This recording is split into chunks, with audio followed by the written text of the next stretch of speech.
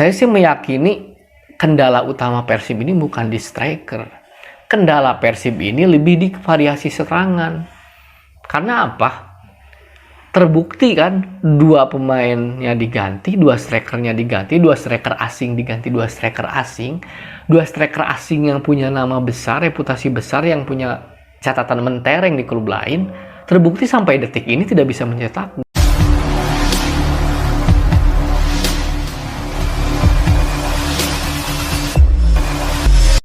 Halo semuanya, kembali lagi bersama saya di Ulasan Bola. Di channel ini saya akan mengulas apapun tentang sepak bola. Kali ini saya akan mengulas tentang lanjutan pertandingan BRI Liga 1 antara Persib Bandung melawan Bayangkara. Nah, sebelum saya mengulas pertandingan ya, alangkah baiknya teman-teman untuk like, comment, and subscribe channel ini dan nyalakan lonceng notifikasinya. Dan kalau teman-teman dapat manfaat dari video ini, teman-teman boleh share di sosial media teman-teman. Nah, dalam lanjutan BRI Liga 1, Persib kembali kalah 1-0 oleh Bayangkara melalui gol Sani Rizky Fauji di menit 76. Nah, dalam pertandingan ini, Persib masih belum bisa diperkuat 100% pemainnya, tapi beberapa pemain andalan sudah kembali seperti David Da Silva, Bruno, Mark Klok, itu sudah bisa kembali bermain. Tapi pemain seperti Nick Weaver belum bisa bermain, Febri Haryadi belum bisa bermain, Muhammad Rashid belum bisa bermain gitu. Jadi setengah kekuatan lah pincang, tidak seperti ketika melawan Persikabo, tapi ini 50% kekuatan intinya sudah kembali. Nah, tapi hasilnya tetap nihil, Persib kalah 1-0. Tentu saja kekalahan ini ditanggapi beragam oleh supporter Persib bobotoh ya dalam hal ini. Karena wajar, dengan nama besar Persib, dengan sejarah reputasi tim yang besar, salah satu tim terbesar di Indonesia, ketika kalah biasanya sosial media rame gitu. Baik di sosial media Persib itu sendiri, lini masa, baik Twitter, Instagram, dan Facebook pasti rame gitu. Karena maklum mayoritas penduduk Jawa Barat itu pasti mendukung Persib. Nah, tapi yang disayangkan dari bobotoh yang saya amati di media sosial, itu bukan hanya kekalahannya saja, tapi mereka melihat permainan Persib ini jauh dari harapan. Beragam komentar lah, seperti misalnya, ini kok permainannya kayak begini, ini permainannya monoton, permainannya tidak semangat, dan lain-lain. Nah, saya akan sedikit mengulas apa sih penyebabnya sebenarnya Persib kemarin kalah melawan Bayangkara. Oke, yang pertama, benar bahwa Bruno dan David Da Silva telah kembali di lini depan. Kemudian Mark Klok juga menyokong lini tengah. Kemudian juga seperti biasa Ardi Idrus bisa bermain di belakang. Teja juga tetap mengawal gawang Persib. Tapi berbeda dengan Persib, Bayangkara tampil cukup full tim lah. Mereka tampil dengan kekuatan terbaik. Saya melihat kenapa permainan Persib tidak jalan, kenapa sirkulasi bola Persib tidak berjalan, kenapa Persib susah mencari peluang yang bagus, susah mendapatkan peluang bagus, karena memang aliran lini tengah, aliran bolanya tidak jalan. Jadi inilah positif dan negatifnya ya. Ketika Mark Klok kembali, itu semua bola terpusat oleh Mark Klok. Jadi Mark Klok ini pemain yang sangat pekerja keras ya teman-teman. Coba kalau teman-teman yang nonton pertandingannya, teman-teman lihat videonya, seringkali Mark Klok ini turun ke area pertahanan Persib, dia meminta bola dari pemain belakang Persib. Nah, setelah Mark Klok meminta bola, biasanya Mark Klok long ball, dia kirim passing jauh ke sayap, ke Preds Butuan, atau langsung ke striker. Nah, pola seperti ini mudah dibaca. Jadi Persib kekurangan variasi serangan. Variasi serangan Persib itu ya gitu-gitu aja. Mark Klok minta ke belakang, Mark Klok kirim passing ke depan, ke sayap, ke striker. Jadi lawan mudah membaca. Ini apa sih penyebabnya? Karena biasanya Mark Klok kan berduet dengan Rashid.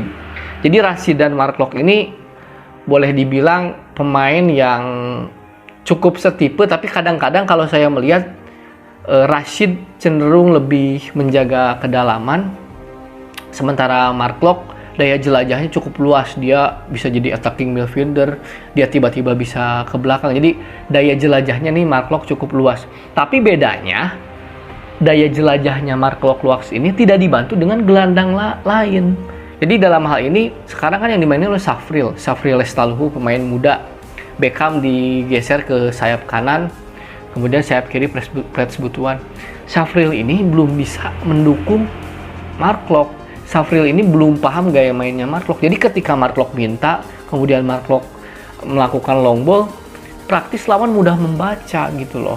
Jadi inilah jeleknya gitu ya. Jadi semua terpusat ke Mark Locke gitu. Jadi Mark Locke ini butuh tandem. Seandainya kalau Mark Locke bermain dengan Rashid, itu Mark Locke lebih mudah membagi bola. Jadi berbagi peran. Mark Locke bisa jadi gelandang serang, ada yang backup Rashid. Kalau Rashid lagi nyerang, Mark Locke backup di gelandang bertahan. Nah, ini sekarang Mark Locke seperti bekerja sendirian. Mark Locke ini seperti mengemban dua peran. Dia sebagai gelandang serang dan gelandang bertahan. Jadi wajar ketika aliran bola lini tengah Persib ke depan itu tidak jalan. Jadi itu sebabnya teman-teman, itu yang tidak jalan di pertandingan kemarin. Yang saya sayangkan juga, kenapa Beckham Putra ditaruh di sayap. Ini juga beberapa kali saya lihat Coach Robert ini menempatkan Beckham Putra di sayap gitu loh. Kenapa tidak dari awal Beckham duet dengan Mark Locke? Jadi ketika Beckham duet dengan Mark Locke, itu Mark Locke lebih menjaga kedalaman, dia lebih turun. Beckham yang menyerang di sektor sayap, padahal masih ada Erwin Ramdhani. Atau kalau mau memaksakan Beckham di sayap, ini gelandang, coba Abdul Aziz. Abdul Aziz lebih berpengalaman ketimbang Safril gitu. Memang betul bagus memberi kesempatan pemain muda gitu ya. Tapi juga harus penuh perhitungan, harus sesuai dengan skema, jangan terlalu dipaksakan. Mungkin kan Coach Robert ini kan tidak bisa mendampingi Persib ya. Dia COVID, karantina, tapi kan pasti Coach Luciano Vanso. Nah pasti kan itu instruksinya dari Robert, melalui telepon, melalui video call. Jadi sebetulnya terkadang saya mempertanyakan kenapa Beckham selalu disimpan di sayap. Menurut saya tidak optimal, Beckham lebih optimal di gelandang serang atau second striker gitu loh, di belakang striker. Ini yang saya pertanyakan gitu kan. Mungkin itu salah satunya peran Mark Locke yang terlalu besar. Yang kedua, Beckham tidak optimal di sektor sayap. Lalu yang ketiga juga di sektor striker. Saya berkali-kali dan di video kemarin saya pernah bilang, saya sih meyakini kendala utama Persib ini bukan di striker. Kendala Persib ini lebih di variasi serangan. Karena apa? Terbukti kan, dua pemainnya diganti, dua strikernya diganti, dua striker asing diganti, dua striker asing yang punya nama besar, reputasi besar, yang punya catatan mentereng di klub lain, terbukti sampai detik ini tidak bisa mencetak gol. Benar bahwa David da Silva bekerja keras, benar bahwa David da Silva ini saya senang dia punya akselerasi yang bagus, skill yang bagus, tapi kan jangan lupa tolak ukur striker bagus itu kan biasanya dilihat dari gol, torehan gol gitu kan. Sekarang kan kalau kita lihat di sesi 4 Persib menangnya 1-0. Itu membuktikan bahwa Persib nggak punya goal getter gitu kan. Jadi dua striker ini belum maksimal kalau menurut saya. Tapi juga kita nggak bisa selamanya menyalahkan striker. Pasokan umpannya bagus nggak? Jalan nggak sirkulasi bolanya? Jadi kalau buat saya ini harus jadi bahan evaluasi ya untuk Persib dan tim pelatih. Bagaimana harus bisa lebih jeli melihat pemain, bagaimana harus bisa jeli melihat lawannya siapa, menempatkan pemain di posisinya. Saya setuju sih di era modern para pemain itu tidak boleh bisa hanya di satu posisi. Sepak bola modern menuntut pemain untuk bisa bermain di 1, 2, atau 3 posisi atau bahkan 4 posisi. Di luar negeri seperti Joshua Kimmich dan James Milner, contoh paling bagus lah. Mereka bermain di banyak posisi. Tapi jangan lupa, pelatih pun harus tahu kapasitas pemainnya. Kalau misalkan di posisi tersebut tidak optimal, ya kembalikan lagi di ke posisi yang terbaiknya. Itu yang terjadi pada Beckham. Beberapa kali disimpan di sayap, dipaksakan main di sayap, dan terbukti tidak efektif. Kalau teman-teman lihat, jadi ini harus jadi bahan evaluasi lah. Dan juga saya memahami kekecewaan Bobotoh, memahami kenapa Bobotoh begitu marah, Bobotoh begitu kecewa, karena kalah kalau main bagus oke, tapi kalah main jelek. Ini kan supporter akan kecewa lah. Itu loh. Jadi wajar sih kalau menurut saya bagaimana Bobotoh menuntut agar Persib bermain lebih bagus gitu lah. Contoh ketika menghadapi Persikabo, mainnya kan biasa aja gitu, tapi menang ya, paling enggak main gak bagus tapi menang. Ini kan udah main gak bagus, kalah gitu kan.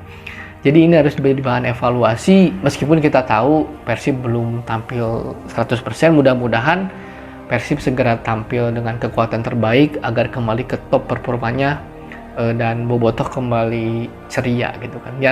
Dan saran saya kepada Bobotoh atau supporter Persib, apapun hasilnya tetap dukung, tetap support. Boleh mengkritik, bagus itu mengkritik, tapi kritiklah dengan argumen yang bagus, argumen yang mendasar, dan juga santun lah. Ya mungkin itu dulu dari ulasan bola episode kali ini, dan salam olahraga.